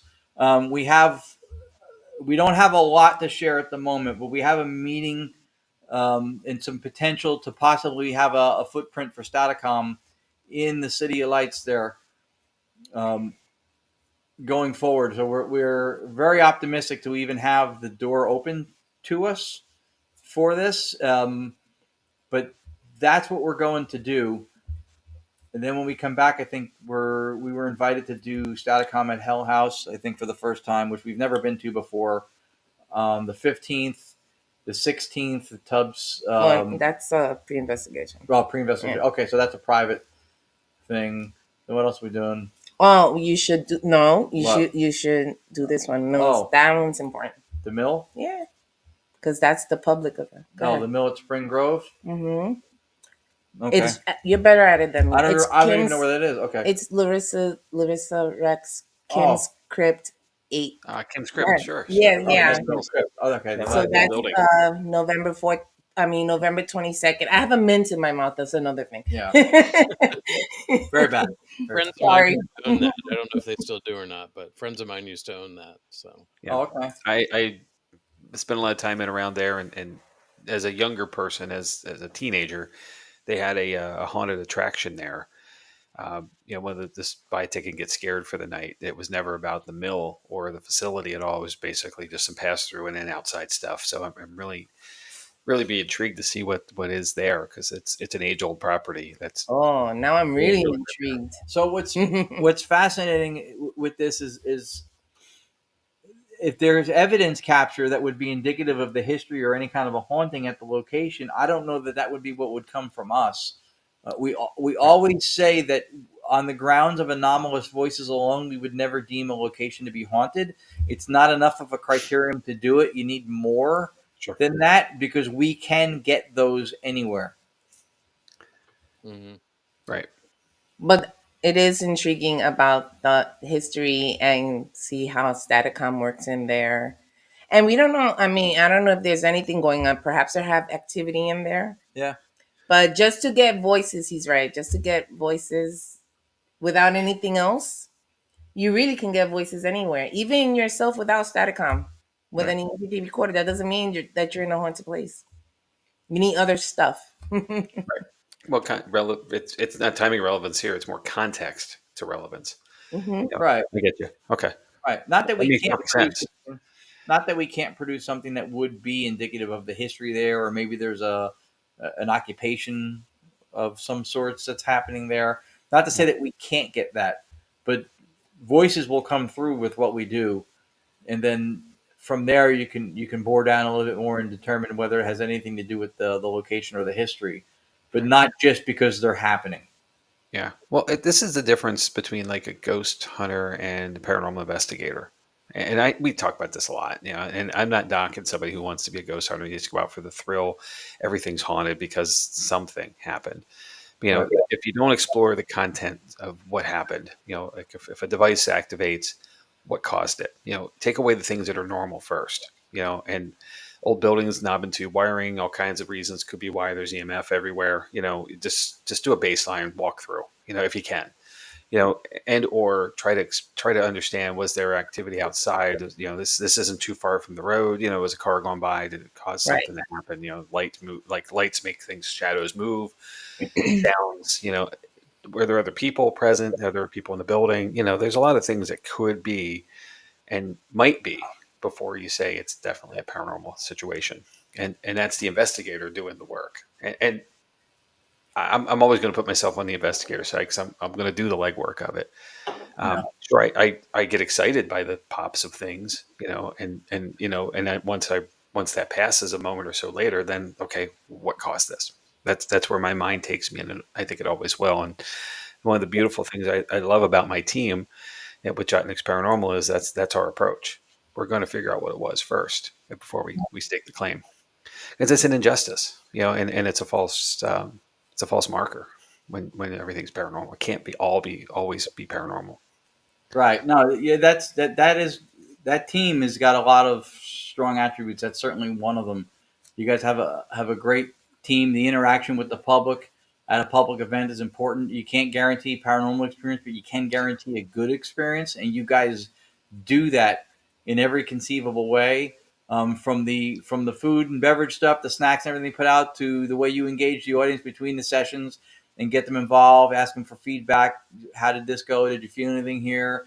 You bring different equipment. You give them exposure to the equipment. You explain the equipment. You demonstrate it. Put it in an application for them. If I bought a ticket to do this, and I did start out doing public events just like everybody else does, and I saw some really good people doing it. Who really know how to engage with the public rights. I feel like I have a pretty decent eye for when somebody can do that. You guys do it masterfully. Yeah, you would be the folks that if you're doing that for the first time, you make people want to do it again. Well, thank you. You make wow, this was so cool. Let's do it again. Yeah, you're that type of people. Yeah. And there are others out You're there always too. going to have. You guys are great, and it's go ahead. It's okay. You're always going to have the everything and everybody's haunted. Right. Yeah. People. Yeah, that probably exists. I'm not knocking them. There's a place. No. There's a place for everybody in the paranormal. There really is. Of course, no. You'll always have that. I remember hearing one time a friend of ours talking about how it was an instance. I think it was in New York State where a location was by a court of law deemed to be haunted. And I thought that was interesting, again, because we come from a consciousness being what's fundamental. So from an idealist perspective, a court of law, which is comprised entirely of people declaring a location to be haunted, what it's doing is it's achieving a small consensus description of the location. It's a collection of subjective experiences to come up with a consensus description. The way the place is described, it doesn't make any defining statement ontologically or to the being of the location. It doesn't say that the location is in essence fundamentally a haunted spot. It's the way by which a consensus of people describe the location based on experiences that they had. So I thought that was an interesting declaration that came out of, I guess, of a court situation, but that's how we would look at that. Yeah. Well, if something is deemed legally haunted, does that mean that other places are illegally haunted? Probably. What? The ghost police show up? Jamie, on that note, I like how in my head. Right there it is. I like it. You notice how Ron and Lourdes turned their shameless plug into plugging other people? Yeah. Once again, you guys. Did we? Wait, Ed. Thank you. We appreciate you, more than you know. And I think that the joy and the enthusiasm that you bring is worth every cent that a person pays in a ticket to come to an event that you're at. And if you're out there and you have the chance and uh, there's a lot of ways to find Staticom and Ron and Lourdes, in the world. Get there if you can. Yep. You will not be disappointed. You will have an amazing experience, and you'll be in great hands. We appreciate that. Thank you, We appreciate guys. it very much. And you know what? There was something that I think Amanda said it earlier about having a version of it to carry around, and we get that a lot. And we are looking down the road at maybe being able to make this available. But if you want my number one argument against making this something that we sell versus something that we bring, this is it. Because we get to come to places and hang out with folks like you and get to share this and be with the people like who are in the chat here. We get to have that instead of somebody buying it off of a website, and we never get to meet those people or be in that environment and have that experience at these places. So it's brought us great joy from that. Yep. Yep. Yeah. I thought you were going to say the global tech support you would have to provide. That would be bonkers. No, really. Because on a whole lot of cookies to get things serviced. Let me just say that, Mr. Widener. You would never be without, that's for sure. You would need a lot more cookies for troubleshooting on a regular basis. That's what I'm saying. So, You need cookies to carry you over after the after. We love you guys. We love you guys too. The community has been very kind to us, very open to us. We're not trying to achieve any status and win anybody over. We're just sharing what we've been able to do. And we love it. And we love it. And we love you guys. We love working with people. Yeah. We enjoy hanging out with you all the time. So whenever we can, we try to do that. Looking forward to the next time already. And the time's not long enough when it happens. And I'm speaking from us too. Because when I say you guys, and I love you guys, and I'm also referring to you, but I'm referring to everyone. Yeah, I love it. Yeah. Well, the arms aren't wide enough to hug everyone, but you're sure going to try. I get it. Yeah. Let's get something on the calendar to come back to that brewery. Like Todd mentioned before, maybe a whole weekend of doing the brewery, and then maybe doing the Haunted Manor. Yeah. In Columbia the following night together. Maybe we'll do two privates back to back. The whole twofer thing is it totally dropped us with us last week talking to Daryl as well, and and again our area is more fun when you stay over. So that is one of the things you can do during the day here as well. We highly recommend anyone to come in the area, either place. And that's another thing, and then a quick other shameless plug I forgot. That's another sense of community. So Frankie Adeo, who's in the chat here, Frankie had us at the Ritz when Daryl was there. That's when Daryl saw Staticom and met us. We became friends. He got us involved with more events like the Red Mill in New Jersey. The UK, we were invited to do because they knew about us because of Daryl. We're supposed to now go back, I believe, next year for the same reason. We did a couple of episodes of My Haunted Manor. We did filmed 2. Ours and then one with Dustin, but then the finale also showed what we got with Staticom. When we got to the UK, 99% of the people knew who we were that attended and what we did because of the My Haunted Manor show. They had seen the episodes. We did not expect that. And then the other thing I forgot to include is that Staticom, we were just invited next year, probably around the same time, September, to speak and present at the Paranormal Research Symposium in Halifax, Canada. Cool. Oh, wow. So, our pleasure, Heather. Yes. Our pleasure. I'm sorry. Celebrate. Okay. Yes. If we show you. Yeah, that was fantastic. Thank you. When it coincides with a personal day for folks too, that's So it was a really cool time, and I don't think she expected us to sing "Happy Birthday" to her as well. I singing "Happy Birthday" to her, but that's a whole other thing. So that was fun. And then the golden tickets, and people won Daryl's book. They won one of my books. Yep. Wow. You do perfectly, really nicely done. Yeah. Oh, thank you. All right. Well, I want to thank you guys for coming on tonight. If you can hang out for a little bit, we're gonna talk about what we got coming up. And then if you hang out in the green room, we'll catch up with you after we wrap things up.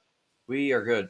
All right. Sending those M&Ms over right now. Thank you, guys. Thank you for having us. Thank you to your audience, too. All right.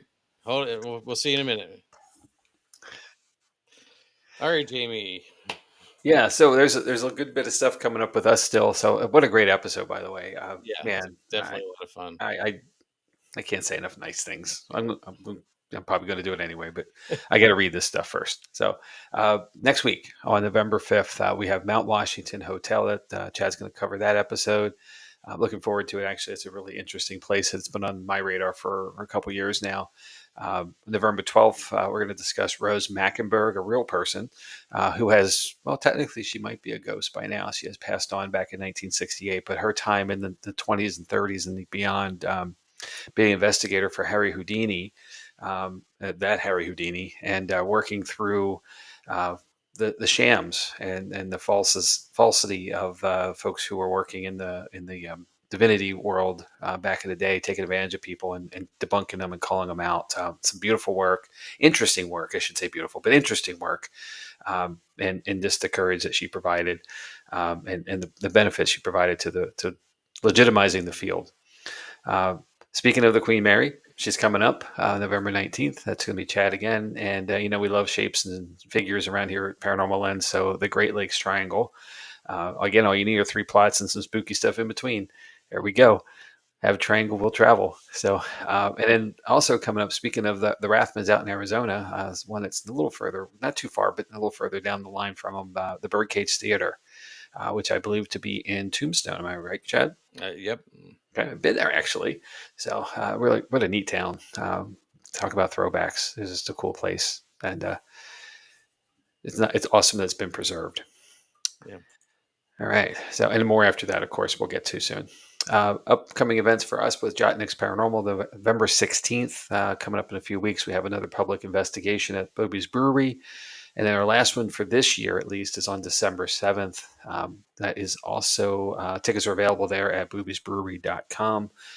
Tickets are available for both events still, but I think the 16th is starting to sell quicker. So, but if you don't have any holiday plans, come and hang out with us. It's a lot of fun. Hopefully, we've been able to explain some of that throughout all of this, but also with the input from Daryl last week and Ryan and Lourdes and our guests this week. It is a neat place, and we're very proud of it and happy to call it our home. Yeah, definitely. And then how to find us, the usual social medias. You may have found us if you're here with us live tonight on Facebook or YouTube, but we are going to be on all the streaming services tomorrow, 1-ish, I think, in the afternoon on Wednesday. Yeah, ish. I say ish. It could Had be. some I didn't say what time zone it would be 1 o'clock in. Exactly. Sometime tomorrow afternoon. This will make it to the rest of the world. However you're finding us, we really appreciate your time and just giving us some of your precious time, actually, because I know how much it means to everybody. None of us have enough of it sometimes. So hopefully we can make your day go a little faster, a little funner. And if we have in any way touched you, made you happy or so forth, leave us a review, throw some stars at us. We really appreciate the feedback. We just love to know how we're doing out there. Other content exists for Jott-Nyx Paranormal, though, on TikTok, Instagram, YouTube, etc. And if you have any thoughts for us on an episode or any information you don't want to share on the streaming services or elsewhere, you can always shoot us an email at paranormallenspodcast@gmail.com. We will be happy to take listener submissions, for thoughts of ideas of episodes. If you've got your own story you want to share and, we can make it into an episode, certainly feel free to reach out to us. We'll go from there. So we really appreciate that opportunity. And I think, sir, that is it, right? I believe so. I'm running out of clicks on the right-hand move. So I think we're done. So Okay. As always, a great episode, Chad. Thanks for coordinating all of this and making it look seamless as usual. Well, Sir, and now that you've got producer title, into I your, didn't even to know your that. credit. I'm just amazed. But it always makes it easy too when we have great guests. So I want another shout out to Ron and Lourdes. Thank you so much for joining us. Thank you. Happy Halloween to everybody. That's Yes. coming up this week. So Yep. I want to say one more thing, though, before we go. Next Tuesday is November 5th. We're going to be here, right? And we're going to be here at 9 o'clock Eastern time. mm-hmm. It's election day. So use us as a way to get away from all that noise if you want. But please get out and vote. Make your voice be heard. Every voice matters regardless of who you're voting for. It matters to everyone. So please do. Yep. Yes, that's the key. you use your rights and your privilege and take advantage of that. So As I learned when I turned 18, my dad said to me, "If you don't vote, you don't get to complain." right. So So I do. I all right. complain. Well, So I vote. Therefore, I can complain. I should Jamie, say. we're gonna go off in 7 seconds because we have a 2-hour time limit. So good Oh my night. God. Hey, good night, all. Thanks again. Take care.